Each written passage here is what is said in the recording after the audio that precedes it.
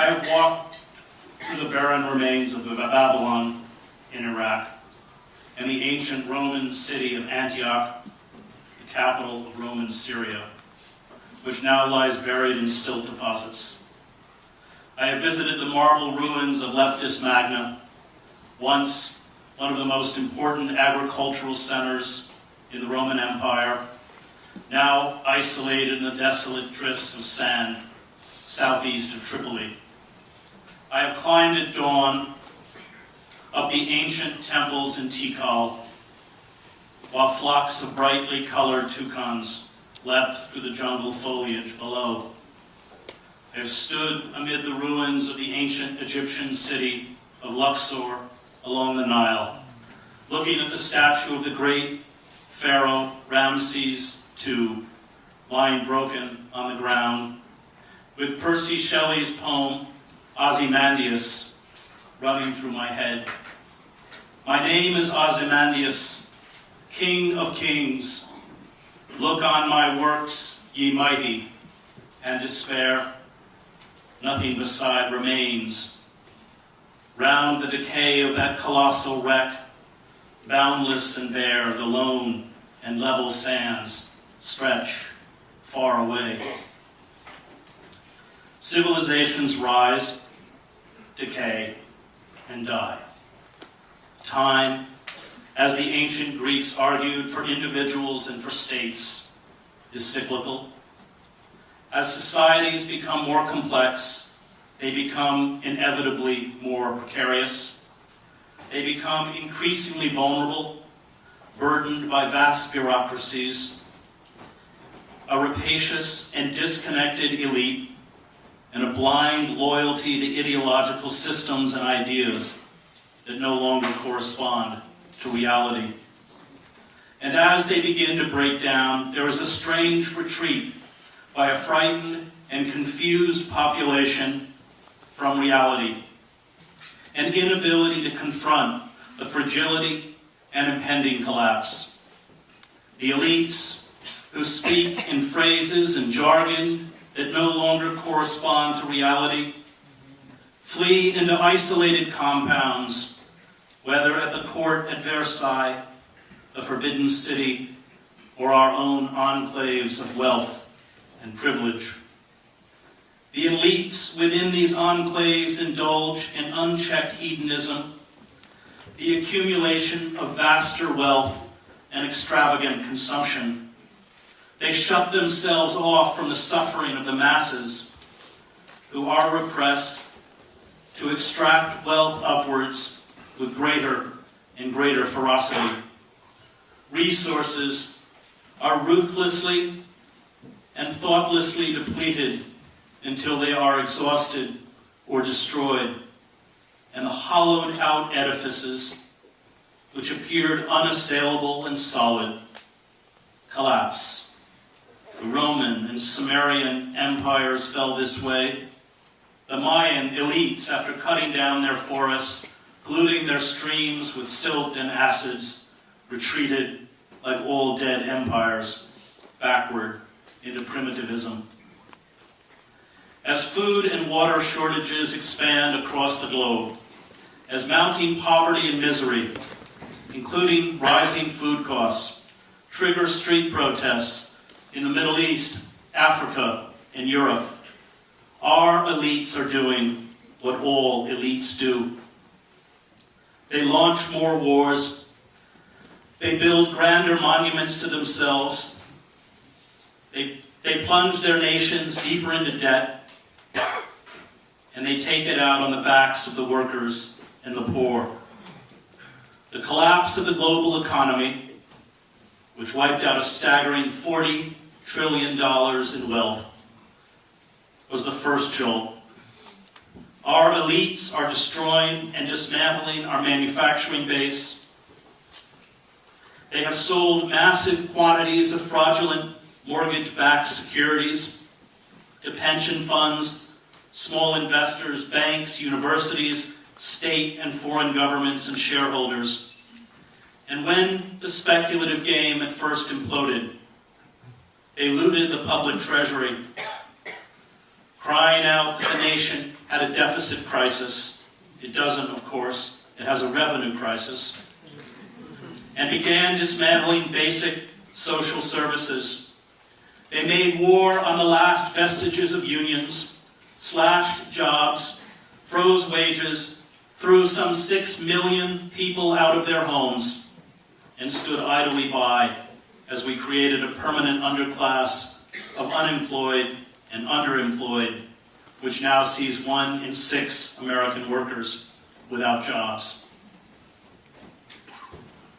The Mayan elite at the end, as the anthropologist Ronald Wright notes in A Short History of Progress, became, in his words, extremists or ultra-conservatives squeezing the last drops of profit from nature and humanity.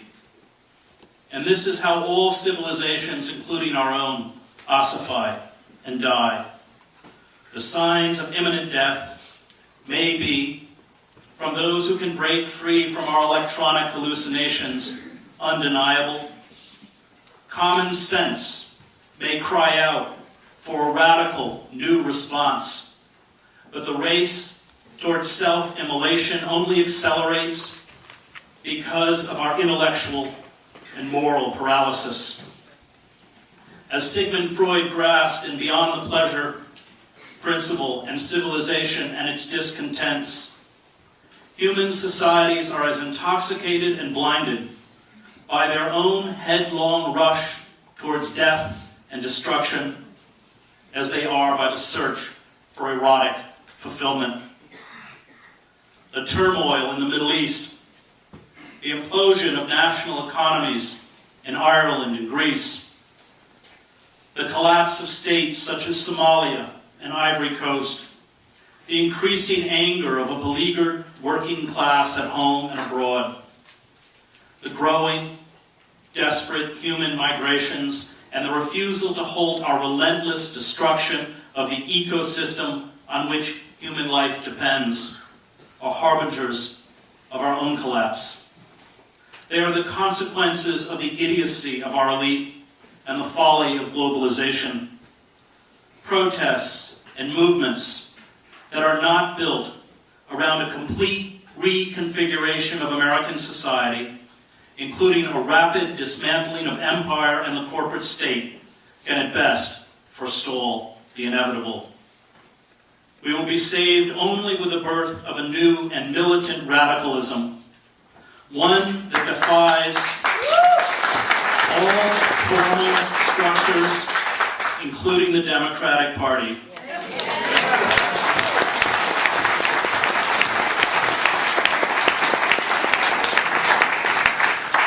One that seeks to dethrone our corporate elite from power and not negotiate for better terms. Human societies seem cursed to repeat these cycles of exploitation and collapse. The greater the extent of the deterioration, the less these societies are able to comprehend what is happening around them. The earth is littered with the physical remains of human folly, ignorance, and hubris. There is a dark intoxication with extinction, although this moment appears to be the denouement of the whole sad show of settled, civilized life that began some 5,000 years ago. For there is nothing left on the planet to seize, and we are now spending down the last remnants of our natural capital, including our forests, fossil fuel, air, and water. This time, when we go down, it will be global. There will be no new lands to pillage, no new peoples to conquer and exploit. Technology, which has obliterated the constraints of time and space, has turned our global village into a global death trap, and the fate of Easter Island will be writ large across the broad expanse of planet Earth. The failure of the liberal class, whose role in society is designed to prevent unchecked assault by centralized power is discovering what happens when you tolerate the intolerant. Let hate speech pollute the airways. Let corporations buy up your courts and state and federal legislative bodies. Let the Christian right or Christian religion be manipulated by charlatans to demonize Muslims, gays, intellectuals, discredit science, sanctify unfettered capitalism, and become a source of personal enrichment.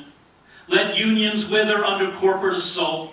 Let social services and public education be gutted and stripped of funding. Let Wall Street carry out fraud, deception, and plunder with impunity. And you roll out the welcome mat for fascism. The liberal class and much of the left has busied itself with the toothless pursuits of inclusiveness, multiculturalism, identity politics, and tolerance, a word Martin Luther King never used, and forgot about the primacy of justice. It naively sought to placate ideological and corporate forces bent on the destruction of the democratic state. The liberal class, like the misguided Democrats in the former Yugoslavia or the hapless aristocrats in the Weimar Republic, invited the wolf into the henhouse. The liberal class forgot that, as Karl Popper wrote in The Open Society and Its Enemies, if we extend unlimited tolerance even to those who are intolerant, if we are not prepared to defend a tolerant society against the onslaught of the intolerant, then the tolerant will be destroyed, and tolerance with them. Financial regulation, largely put in place by the New Deal, not only protected us from the worst excesses of capitalism, but in the end were the bulwarks that made democratic participation possible. Workers in this country fought long and hard for their rights. They suffered brutal beatings, mass expulsions from company housing and jobs, endured crippling strikes, targeted assassinations of union leaders, and armed battles with hired gun thugs and state militias. The Rockefellers, the Mellons, the Carnegies, and the Morgans, the Koch brothers industries, the Goldman Sachs and the Walmarts of their day, never gave a damn about workers. That's right. All they cared about was profit. That's right. The 8-hour workday, the minimum wage, Social Security, pensions, job safety, paid vacations, retirement benefits, and health insurance were achieved because hundreds of thousands of workers physically fought a system of capitalist exploitation. They rallied around radicals such as Mother Jones, United Mine Workers President John L. Lewis, Big Bill Haywood and his Wobblies, and the socialist presidential candidate Eugene V. Debs. They had no illusion that the bosses were their friends, much less celebrities to be admired or emulated. It is they who made possible our middle class and opened up our democracy. And the elite fought back viciously. Federal marshes, state militias, sheriff's deputies, and at times army troops, along with the courts and legislative bodies, were used to crush and stymie worker revolts. Striking sugarcane workers in Louisiana in 1887 were gunned down, as were steel workers in Homestead in 1892. Railroad workers in the Pullman strike of 1894 were murdered. Coal miners in Ludlow in 1914 and at Matewan in 1920 were massacred. Our freedoms and rights were paid for with the blood of workers. American democracy arose because those consciously locked out of the system put their bodies on the line and demanded justice. The exclusion of the poor and the working class from the systems of power in this country, after all, was deliberate.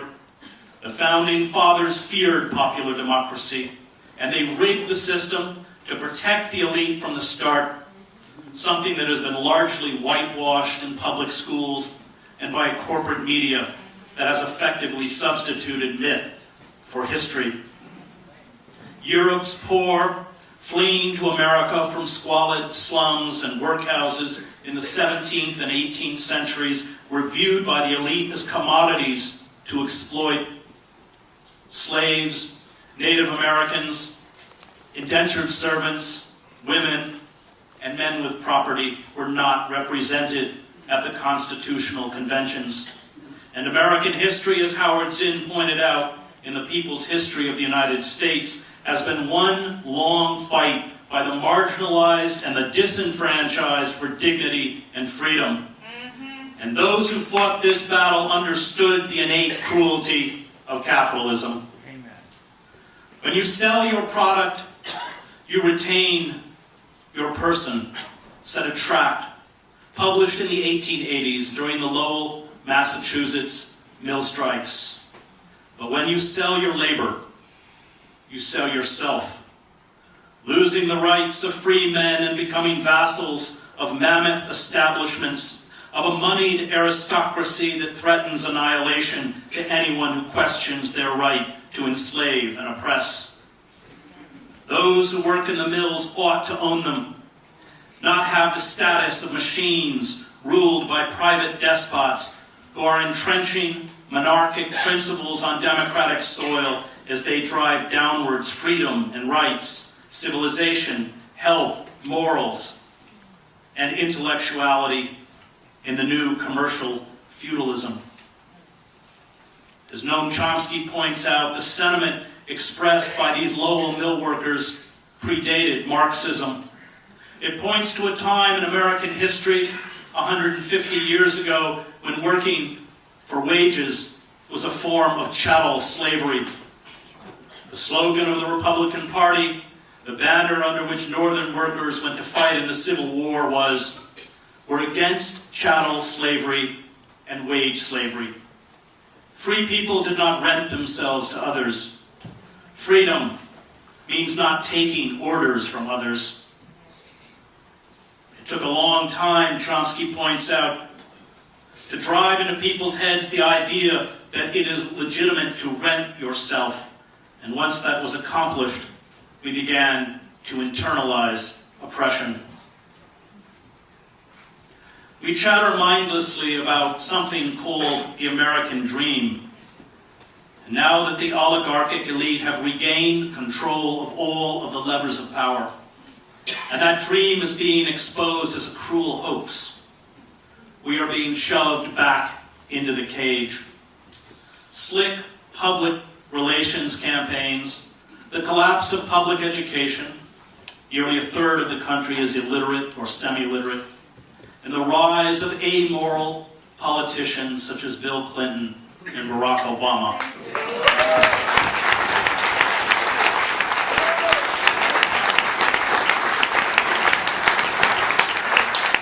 Who pose as liberals while selling their souls and betraying basic liberal and democratic principles for corporate money, have left us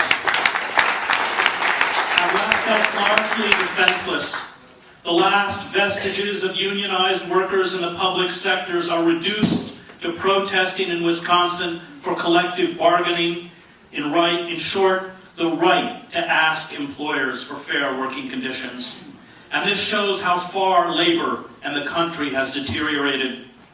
And it looks as though even this basic right to ask, as well as raise money through union dues, may have been successfully revoked. The Democratic Party and remnants of organized labor steered passions in Wisconsin away from general strikes where workers should have gone, to tepid attempts to recall legislators. The public debate, meanwhile, dominated by corporate control systems of information, ignores the steady impoverishment of our working class and absence of legal and regulatory mechanisms to prevent our reconfiguration into a neo-feudal society. The airwaves are saturated with good-looking and charming corporate apologists. They ask us why public sector employees have benefits, sneeringly called entitlements, while non-unionized working and middle-class people are denied. And this argument is ingenious. It pits desperate worker against desperate worker in a mad scramble for scraps. Of course, it is the wrong question.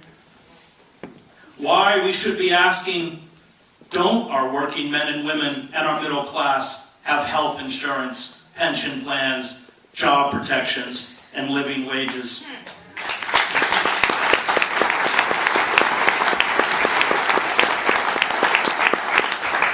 It is not until we again speak in the language of open class warfare, grasping as those who went before us did, that the elite will always promote itself to our expense, that we can begin to ward off a 21st century serfdom. The pillars of the liberal establishment, which once made incremental and piecemeal reform possible, no longer function. The liberal church forgot that heretics exist.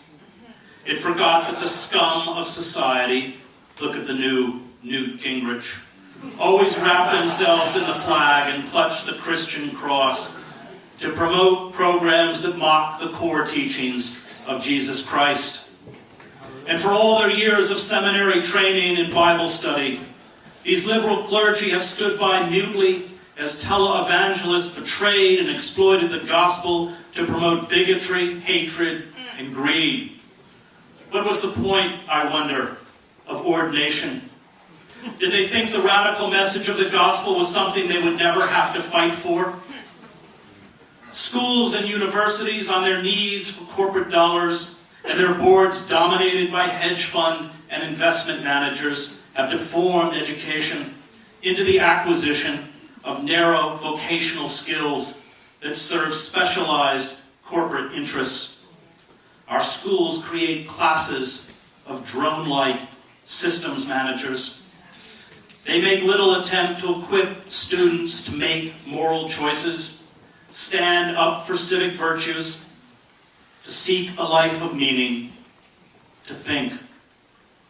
The moral and ethical issues that should define education are ignored, and humanities departments, where liberal arts curriculum once challenged structures and assumptions, are vanishing as swiftly as the ocean's fish stocks.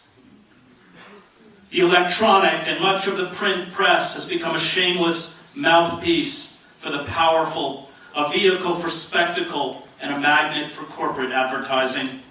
Is anyone watching the live coverage this morning, sponsored by J.P. Morgan of the Royal Wedding Brass?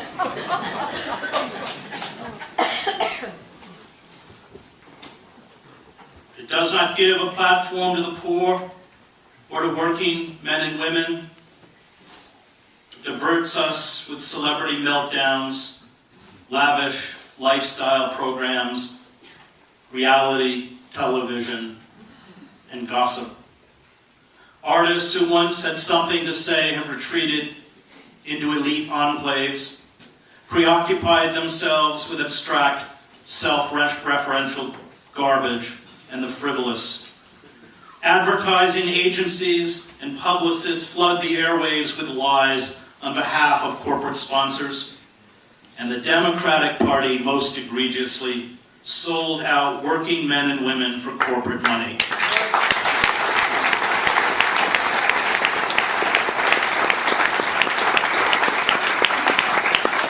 It permitted, under Clinton and Obama, the state apparatus to be surrendered to corporate interests. And there is no liberal institution left, the press, labor, culture, public education, the church, or the Democratic Party, that makes any effort to hold back the corporate juggernaut. And the longer we are tricked into investing our faith in the power system, the more easily we will be exploited. We have been taught to tolerate the intolerant. From propaganda outlets such as Fox News, to Christian fascists, to lunatics and bigots in the Republican Party, to a criminal class on Wall Street. And we are paying the price. The only place left for us now is on the street. We must occupy.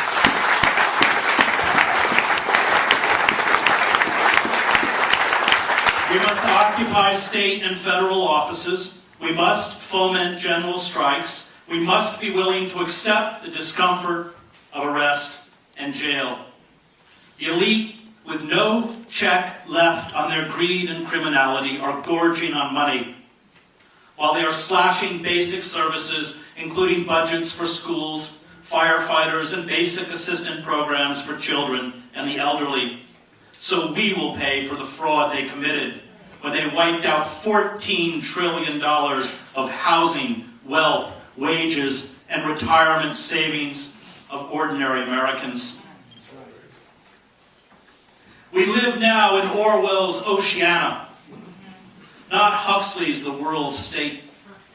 Osama bin Laden and Al-Qaeda play the role assumed by Emmanuel Goldstein in 1984.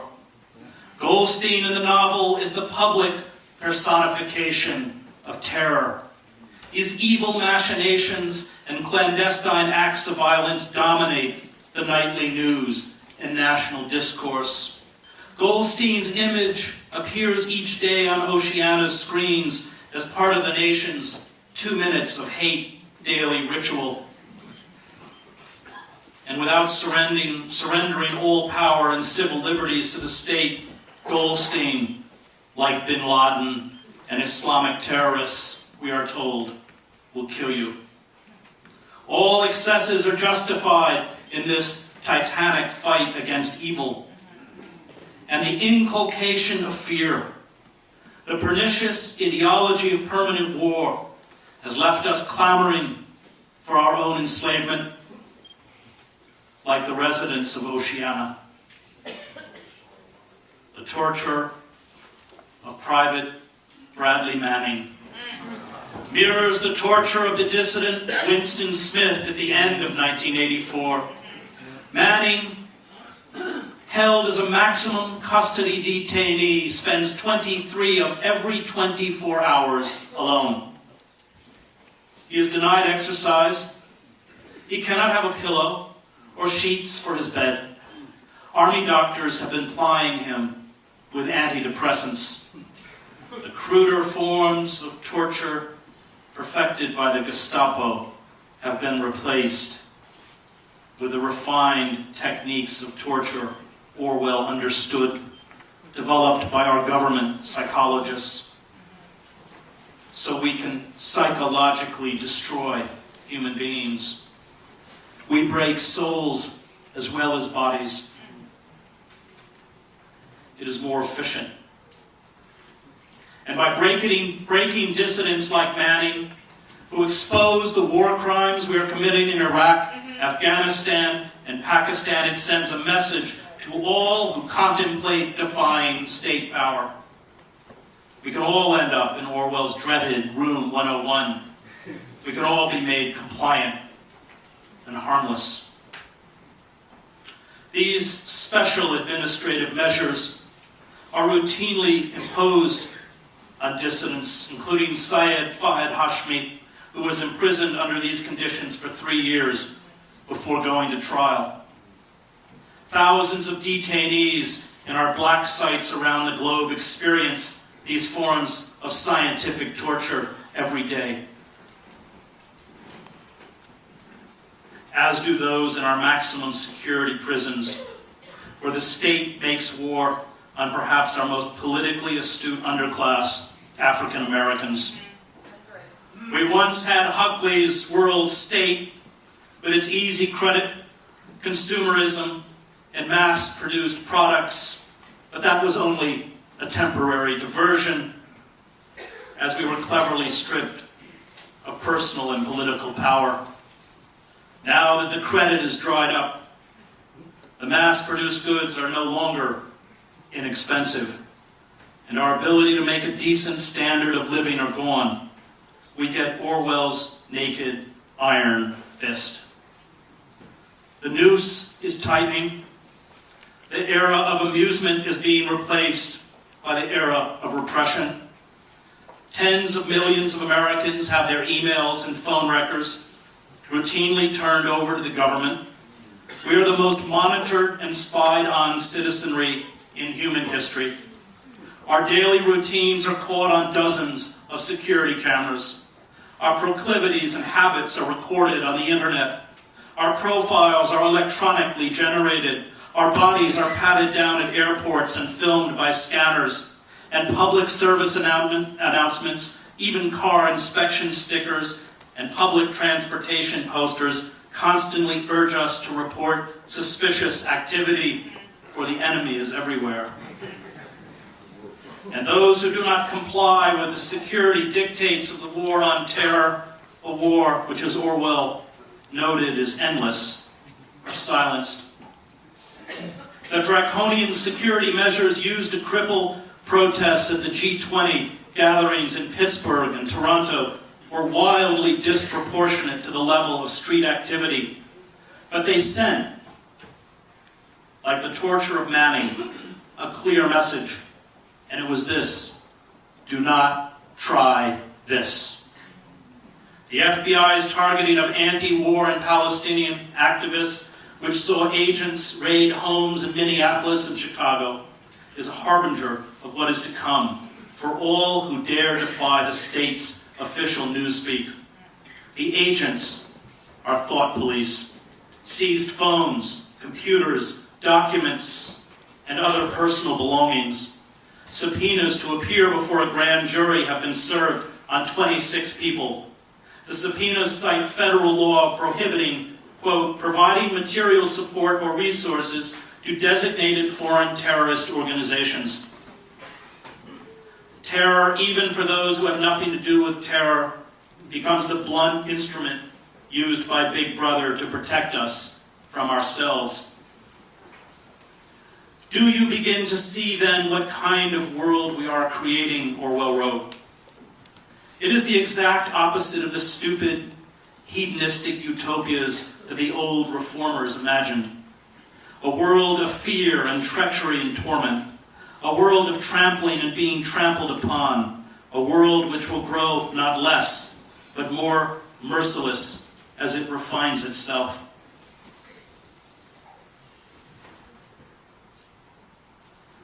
Acts of resistance in the face of evil are moral acts.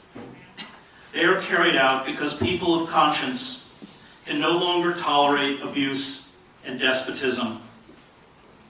They are carried out not because they are effective or even practical in a utilitarian sense, but because they are right.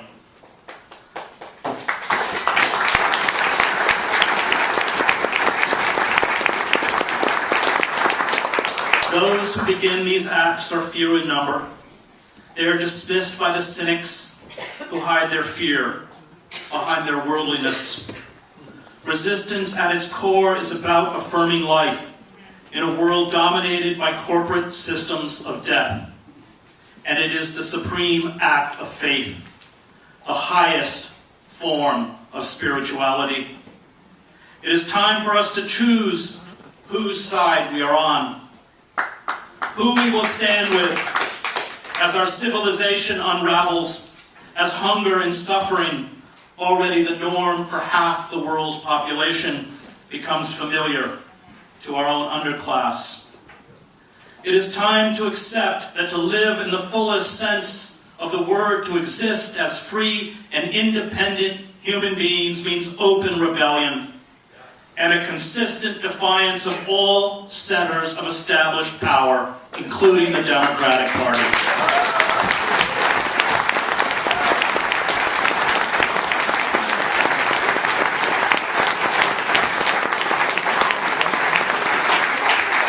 Cast your whole vote, not a strip of paper merely, but your whole influence, Thoreau wrote in Civil Disobedience, after going to jail for refusing to pay his taxes during the Mexican-American War. A minority is powerless while it conforms to the majority. It is not even a minority then, but it is irresistible when it clogs by its whole weight. Those who recognize the injustice of the wars in Iraq and Afghanistan, who concede that these wars are not only a violation of international law, but under post-Nuremberg laws defined as criminal acts of aggression, yet continue to support politicians, including Barack Obama, who fund and advance these wars, have forfeited their rights as citizens.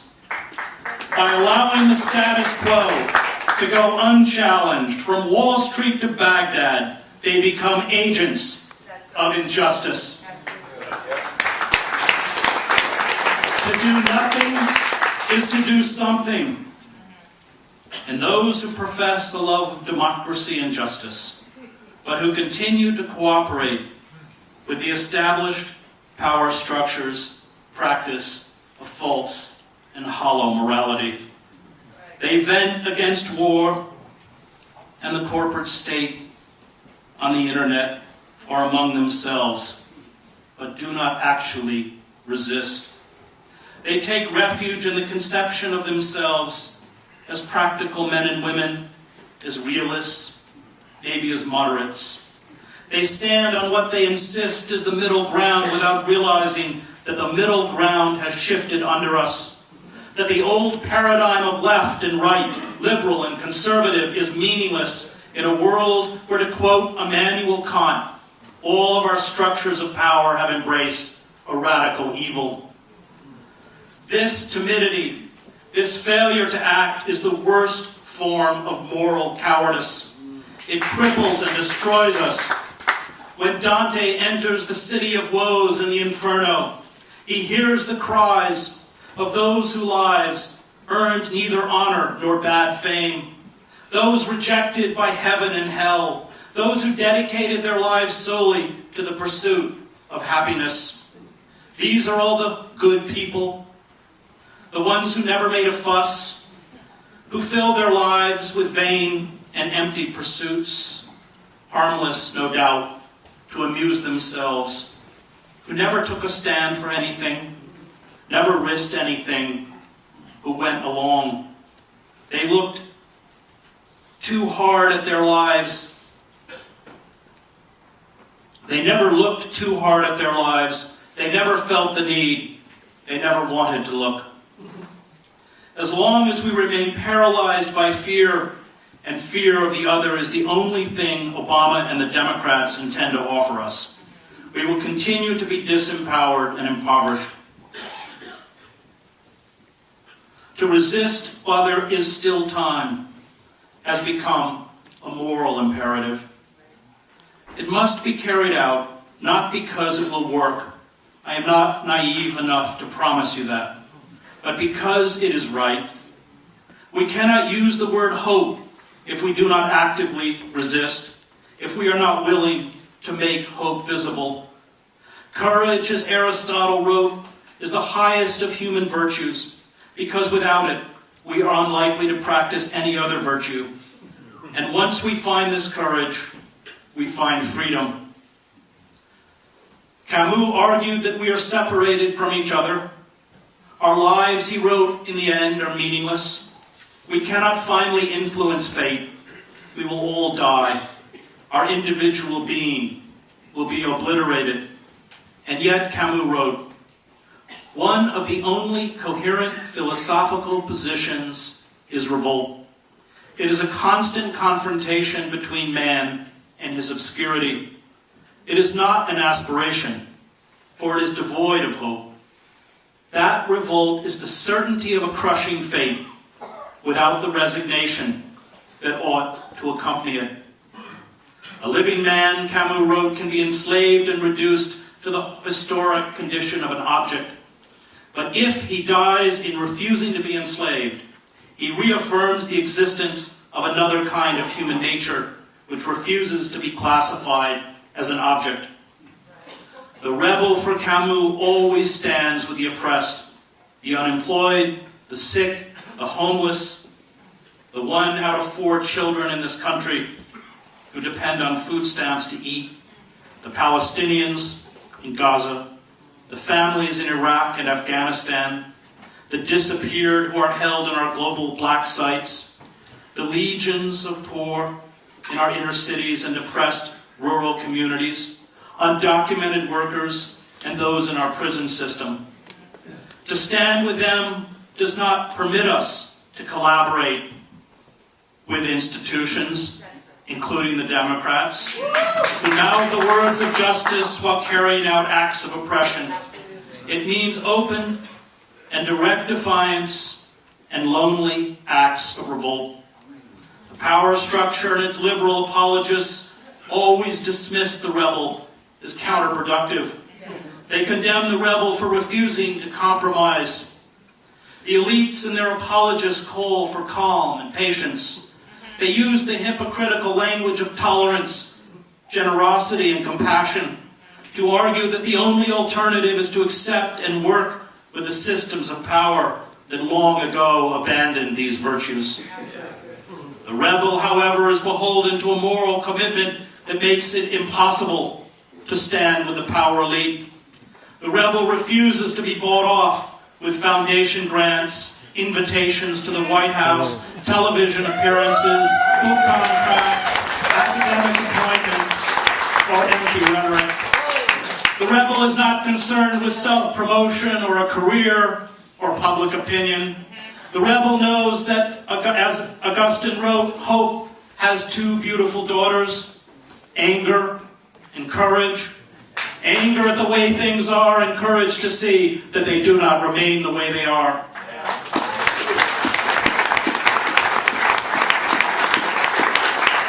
The rebel is aware that virtue is not rewarded. The act of rebellion defines itself. And in these acts of rebellion, especially when they are carried out against monolithic forces of power, we see the greatest of human majesty. You do not become a dissident just because you decide one day to take up this most unusual career, Václav Havel said when he battled the communist regime in Czechoslovakia. You are thrown into it by your personal sense of responsibility, combined with a complex set of external circumstances.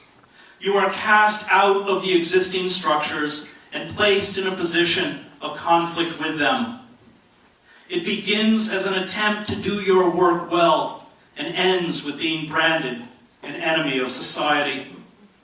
The dissident does not operate in the realm of genuine power at all. He is not seeking power. He has no desire for office and does not gather votes. He does not attempt to charm the public. He offers nothing and promises nothing. He can offer, if anything, only his own skin, and he offers it solely because he has no other way of affirming the truth he stands for. His actions simply articulate his dignity as a citizen, regardless of the cost. The capacity to exercise moral autonomy, the capacity to refuse to cooperate, offers us the only route left to personal freedom and a life with meaning. Rebellion is its own justification. And those who come out of the religious left have no quarrel with Camus. Camus is right about the absurdity of existence, right about finding worth in the act of rebellion rather than some bizarre dream of an afterlife or Sunday school fantasy that God rewards the just and the good. O my soul, the ancient Greek poet Pindar wrote, do not aspire to immortal life, but exhaust the limits of the possible. We differ only with Camus in that we have faith that rebellion is not ultimately meaningless. Rebellion allows us to be free and independent human beings. But rebellion also, I believe, chips away, however imperceptibly, at the edifice of the oppressor and sustains the dim flames of hope, empathy, justice, and love. And in moments of profound human despair, these flames are never insignificant. They keep alive the capacity to be human. We must become, as Camus said, so absolutely free that existence is an act of rebellion. And those who do not rebel in our age of totalitarian capitalism, those who convince themselves that there is no alternative to collaboration, commit spiritual and moral suicide. Alexander Herzen, speaking a century ago to a group of anarchists about how to overthrow the Tsar, reminded his listeners that it was not their job to save a dying system, but to replace it. We think we are the doctors, he said. We are the disease. All resistance must recognize that the body politic and global capitalism are dead, and we should stop wasting energy trying to reform or appeal to it. It means turning our energies toward building sustainable communities to weather the coming crisis, since we will be unable to survive and resist without a cooperative effort. It means acceptance that this struggle will outlive us, that all we fight for may be worse when our lives draw to a close. But external reality cannot be the yardstick for how we measure the moral life. Our bankrupt and mediocre power elite is desperately trying to save a system that cannot be saved. More importantly, they are trying to save themselves. All attempts to work within this decayed system and the class of power brokers will prove useless. And resistance must respond to the harsh new reality of a global capitalist order that will cling to power through ever-mounting forms of brutal and overt repression. Once credit dries up for citizens, once massive joblessness creates a permanent and enraged underclass, and the cheap manufactured goods that were the opiates of our consumer culture vanish, we will evolve into a system that I expect more closely resembles classical totalitarianism. Cruder, more violent forms of repression will have to be employed as the softer mechanisms of control, favored by what Sheldon Wolin calls our system of inverted totalitarianism break down. We cannot allow ourselves to surrender to the dehumanizing ideology of totalitarian capitalism. Acts of resistance which keep alive another narrative, empower others who we may never meet to stand up and carry the flame we pass to them. And I know of what I speak. It was my father's life of defiance, his fight as a Presbyterian minister for racial equality, against war, and finally his outspoken defense of gay rights, positions that sabotaged his career and drove him out of pulpit after pulpit, that set every single standard by which I measure my own life.